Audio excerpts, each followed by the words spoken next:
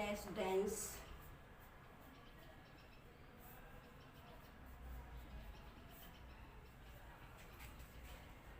rocks, yeah.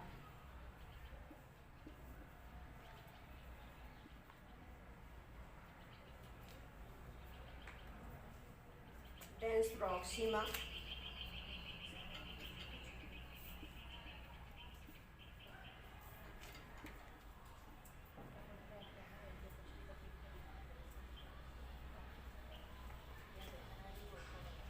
और ये आपकी जो है वो है डिपर ब्रूट।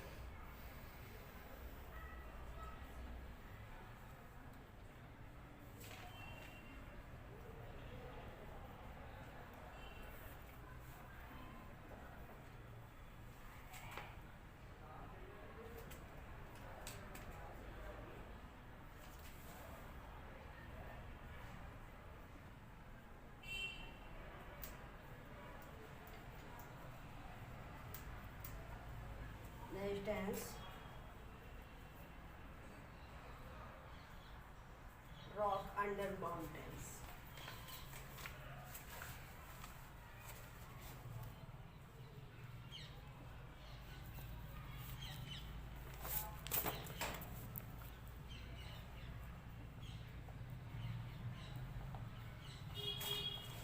और ये पूरा का पूरा आपका हाई डेंसिटी एरिया है।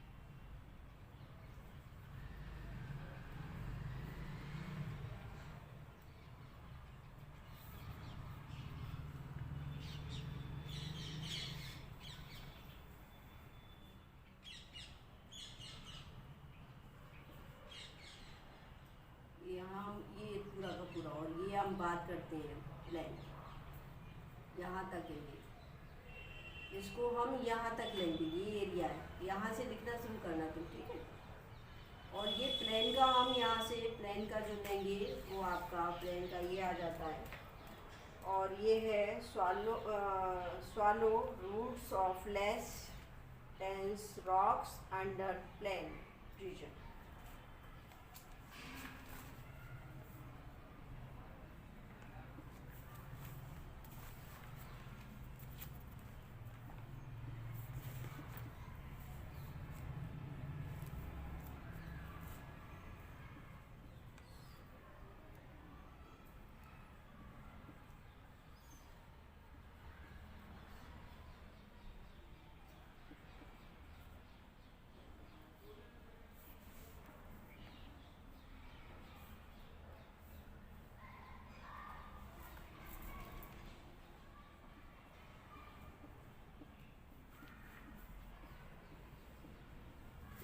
जो प्रयोग है ये है आपका अकॉर्डिंग टू प्राट।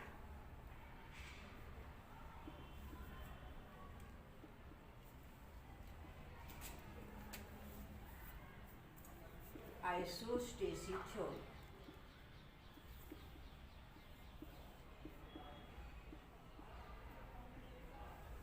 अब आप समझ लीजिए, ये आपका पहला डायग्राम है, ये आपका दूसरा डायग्राम। समझ लो एक बार, देखिए प्राट ने ये समझाने का प्रयास किया था कि कोई भी हाई पार्ट होता है या हाईएस्ट कॉलम होता है, हाईएस्ट टोपोग्राफी होती है हमारी अर्थ सरफेस की, तो वो जितनी ऊंची होती है वो अपनी ही ऊंचाई के उतने ही भाग को अकॉर्डिंग टू रूट्स के माध्यम से उसे हाई डेंस एरिया में या हाई डेंस रॉक में डुबोए रखती है। जो एरिया जितना ऊंचा होगा उसके नीचे हाई डेंस एरिया भी उतना ही कम होगा, और जो एरिया जितना लोएस्ट होगा उसके नीचे हाई डेंस एरिया उतना ही अधिक होगा। फॉर एग्जाम्पल आपका ओशन है या सी लेवल है, तो सी लेवल के नीचे जो आपकी सियाल की लेयर पाई जाएगी वो सियाल की लेयर बहुत पतली होगी, बजाय देन हिमालय पर्वत के नीचे जो सियाल की लेयर पाई जाएगी वो सियाल की लेयर प्लेन के सियाल की लेयर की तुलना में अधिक गहराई में होगी। और इसीलिए इन्होंने, इनका जो सिद्धांत था, प्राट ने ये कहा था कि माउंटेन हैव ए रूट।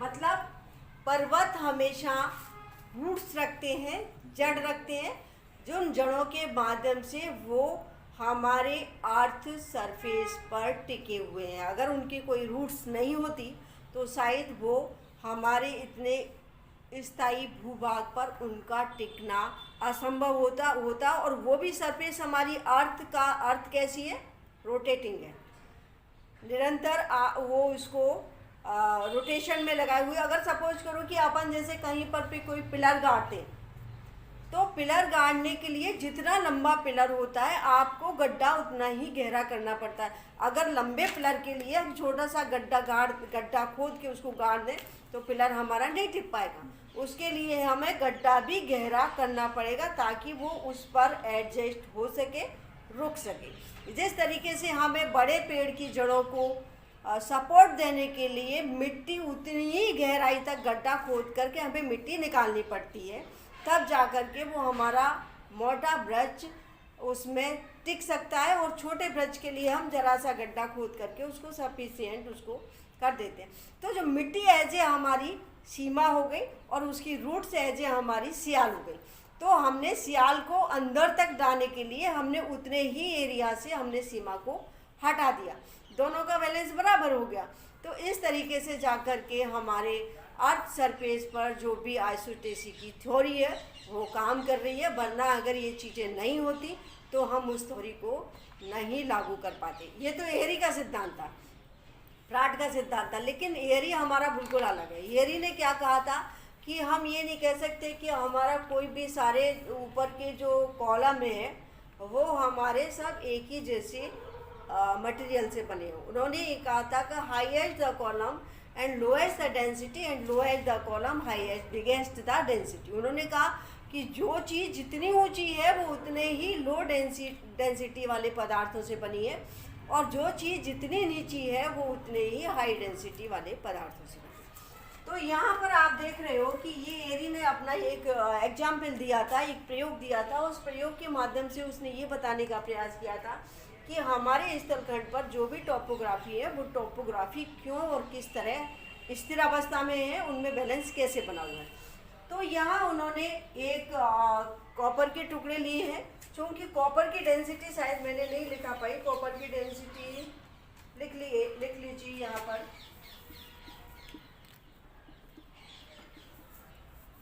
ये है 8.89।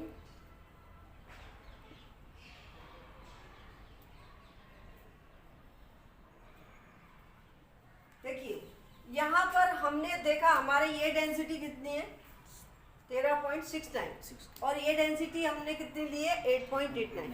तो क्लियर है कि हमने यहाँ पर लोएस्ट डेंसिटी वाली चीज़ को हाई डेंसिटी वाली चीज़ पर तैराया। फ्लोटिंग हमने किस पे किया है, लोएस्ट डेंसिटी। क्योंकि अगर हम इसके जो हमारे जो कॉलम है उनको हाई डेंसिटी वाली ले लेंगे तो वो हमारे फ्लो ही नहीं कर पाएंगे, वो उसमें एकदम डूब जाएंगे।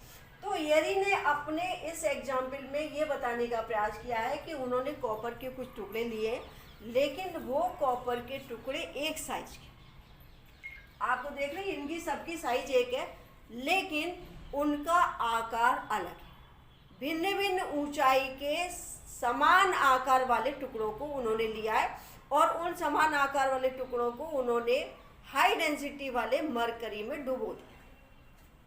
तो जब मरकरी में उन्होंने डुबोया तो ये हमारी एक जो रेखा आई जो मरकरी सरफेस की बन जाती है। तो जो भाग हमारा जितना ऊंचा है और हर कॉलम अपना 65% भाग को पार्ट्स को मरकरी में डुबो देता है, और ऊपर कितना रह जाता है 35%। तो वही हो गया आपका 7/8वां भाग। तो प्रत्येक अब जैसे ये आपका छोटा टुकड़ा है कॉपर का, तो वो भी उतना ही गहराई तक अंदर डूबा हुआ है जब तक उसका 65% कवर नहीं हो जाता। इसका भी 65% कवर हो रहा है, इसका भी 65% कवर हो रहा है, इसका भी 65 कवर हो रहा है, इसका भी। मतलब प्रत्येक हमारे टोपोग्राफी का जो भी लैंड फॉर्म है वो अपने ऊंचाई के अकॉर्डिंग 65 को अंदर डुबोए रखता है और 35 को वो ऊपर रखता है। यहाँ पर इसी चीज़ को उन्होंने यहाँ पर हमारी आर्क सर्फेस के अंदर जो स्ट्रक्चर है उसके अनुसार अकॉर्डिंग समझाने का प्रयास किया है। तो यहाँ पर ये जो रेखा है वो रेखा हमारी मरकरी वाली रेखा है, या हम इसको वो रेखा बोल देते हैं जो हमारे क्रस्ट की रेखा है, सरफेस की रेखा। यहाँ पर मैंने 3 चीज़ों को लिया है, सी लेवल को लिया है, माउंटेन को लिया है, प्लेन को लिया है, ओशन बेसिन को लिया है। यहाँ पर आप देख रहे हो कि ये कुछ भाग आपका सियाल का बना हुआ है, जितना भी आपका कॉन्टिनेंट पार्ट है वो सारा का सारा सियाल का बना है, और जितना भी उसके नीचे का भाग है वो आपका सीमा का बना है। सीमा की डेंसिटी मैंने आपको बताई थी, सियाल की 2.7 से 3 तक होती है, और इसकी डेंसिटी 3 से लगाकर 4.5 तक पहुँच जाती है। तो यहाँ पर आप देख रहे हो कि जो सी लेवल वाला पार्ट है, आप देख रहे हो इसके नीचे सियाल की जो लेयर है वो लेयर कम है। यहाँ पर माउंटेन की आप लेयर की बात करें तो ये लेयर काफ़ी गहराई तक चली, किसकी? सियाल की। प्लेन की लेयर यहाँ तक आ गई और वापस ओशन बेसिन की यहाँ तक आ गई। तो जैसे जैसे ऊंचाई बढ़ रही है वैसे वैसे सियाल की परत भी कैसी होती जा रही, बढ़ती जा रही है, और सीमा की परत घटती चली जा रही है। ये हमारा पूरी की पूरी सीमा की लेयर है जो हाई डेंसिटी वाली है। प्लेन की सी लेवल के नीचे आप देख रहे हो कि इतनी मोटी आपकी डेंस रॉक सीमा की पाई जाती है। यहाँ पर आपकी इससे कम हो गई, यहाँ आपकी और ज़्यादा कम हो गई, और यहाँ आकर आपकी सीमा की लेयर सबसे कम। यहाँ पर मैदानों के नीचे वापस सीमा की लेयर बढ़ गई, ओशन के पास जाएंगे तो सीमा की लेयर वापस बढ़ गई। तो यहाँ पर ये आपका पूरा, यहाँ मैंने ये बताने का प्रयास किया है कि डीपर रूट्स, डीपर मतलब गहराई में माउंटेन की रूट्स अंदर पहुंची हुई हैं, less dense rocks under mountain. ये जो आपकी लेस डेंसिटी वाली रॉक है वो आपकी यहाँ पर सीमा में काफ़ी गहराई तक धसी हुई है। परिणाम क्या हुआ कि दोनों की अगर डेंसिटी की बात करें तो ये डेंसिटी आपकी इक्वल हो जाती है, क्योंकि उतना ही पार्ट उसने लाइट वेट का हाई वेट वाला हटा दिया। यहाँ पर सी लेवल में क्या हुआ, डेंस रॉक्स बढ़ गई, यहाँ पर भी डेंस रॉक्स बढ़ गई, और यहाँ पर डेंस रॉक्स देन ओशन की तुलना में यहाँ डेंस रॉक कम होगी ओशन की तुलना में, क्योंकि ओशन हमारा ऊंचाई पे गहराई में, तो गहराई में होने के कारण उसके नीचे आपकी जो फ्लोर है हाई डेंसिटी वाली, वो फ्लोर बहुत ज़्यादा है। तो कहने का मतलब ये है कि जितना भी हमारे टोपोग्राफिकल पार्ट हैं वो अपनी ऊंचाई के अकॉर्डिंग उतने ही भाग को रूट के रूप में सीमा में धसाए हुए हैं, और वहाँ से उतने पार्ट की सीमा को वहाँ से हाई डेंसिटी वाले पदार्थ को हटा देते हैं। अगर इनका हम इक्वल जोड़ करें तो वो निकल के आता है हमारा एक संतुलन, एक रेखा है जो समस्थिति रेखा के नीचे जाकर के सभी का वेट बराबर हो जाता है। लेकिन समस्थिति रेखा के ऊपर सभी का वेट अलग, यहाँ पर सबका वेट अलग है, लेकिन समस्थिति रेखा के नीचे सभी का भार या सभी की डेंसिटी बराबर होती है। यहाँ पे लिख लीजिए समस्थिति रेखा।